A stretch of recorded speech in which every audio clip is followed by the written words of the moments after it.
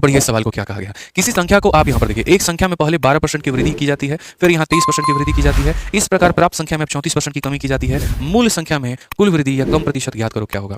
मतलब ये जो सवाल होते हैं ये कॉन्स्टेंटली सक्सेसिव के सवाल होते हैं कि पहले आपने बढ़ाया, फिर आपने बढ़ाया, फिर आपने कम किया। ऐसा प्रोसेस आप 3-4 बार करते हो तो फाइनल केस में बच्चों यहाँ पर क्या होता है, फाइनल केस में यहाँ पर आपका क्या होता है। तो अगर हम देखें तो मेरे भाई यहाँ पर पहला क्या है, तो सबसे देखो परसेंटेज जो है वो यहाँ पर क्या है, तो 12% है। दूसरा जो परसेंट है वो हमारा 23% है बच्चों, और तीसरा जो परसेंट है वो हमारा 34% का क्या है, तो डिक्रीज है। आप ऐसा मान करके चलो कि सर इतने परसेंट का इंक्रीज है, इतने परसेंट का इंक्रीज है और इतने परसेंट का डिक्रीज है। 12% का मतलब होता है मेरे भाई 12 और परसेंटेज हटता है तो नीचे आता है 100, जिसे अगर हम काटे तो हम सीधा सीधा कह सकते हैं सर ये हमारा 3 बटे कितना है, 25 है। 23% का मतलब यहाँ पर हो जाता है वही 23 बटे मेरे भाई यहाँ पर 100, ठीक है। और अगर हम 34% की बात करें तो ये 34 बटे 100 यानी 17 बटे क्या हो जाएगा, 50 हो जाएगा, ठीक है। तो सबसे पहले यहाँ पर ये कितना था, तो बोलोगे गुरुजी ये 25 था और 25 में आपने कितना बढ़ा दिया, तो 3 बढ़ा दिया, मतलब यहाँ पर ये कितना हो गया, तो इतना हो गया। यानी शुरू में संख्या हमारी बड़ी है, फिर 100 में 23 जोड़ दो, तो यहाँ पर 100 से मेरे भाई 23 जोड़ देंगे तो कितना हो जाएगा, 123, तो हमारी संख्या बड़ी है, ठीक है। फिर उसके बाद में 50 में 17 की कमी हो गई है, तो 50 में अगर 17 की कमी हो गई तो कितना हो गया मेरे भाई, 33 हो गया।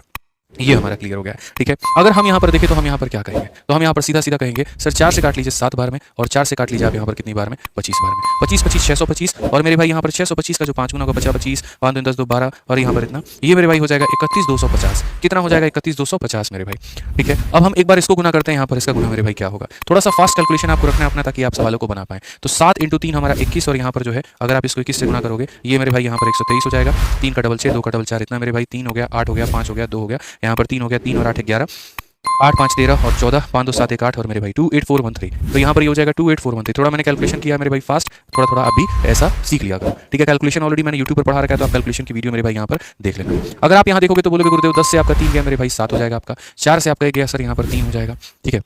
उसके बाद यहाँ पर 12 से आपका 4 गया तो दोस्त यहाँ पर 8 हो जाएगा। उसके बाद यहाँ 10 से मेरे भाई 8 गया तो आपका 2 हो जाएगा, लगभग 2837। यानी अगर हम परसेंटेज डिक्रीज की बात करें तो हमारा कितने का हो रहा है, 2837 का डिक्रीज हो रहा है। कितने के ऊपर में हो रहा है, तो 31250 के ऊपर में हो रहा है। इंटू कितना करेंगे तो मेरे भाई यहाँ पर 100। अब सबसे मजे की बात यहाँ पर, जैसे मैं हमेशा कहता हूँ, चाल चीते की हो ना हो, मतलब यहाँ पर जो है नजरबाज की जरूर होनी चाहिए। आप देखो ऑप्शन में 10% है और मेरे भाई 9% है। इसका 10% जो होता है वो 3125 होता है, और ऊपर वाली संख्या 3125 से मेरे भाई कम है तो 10% आंसर नहीं होगा। तो डिक्रीज में एक 10% है और एक 9% है। अगर 10% नहीं होगा तो उससे कम यानी 9% होगा। ऑप्शन नंबर बी जो है करेक्ट आंसर है।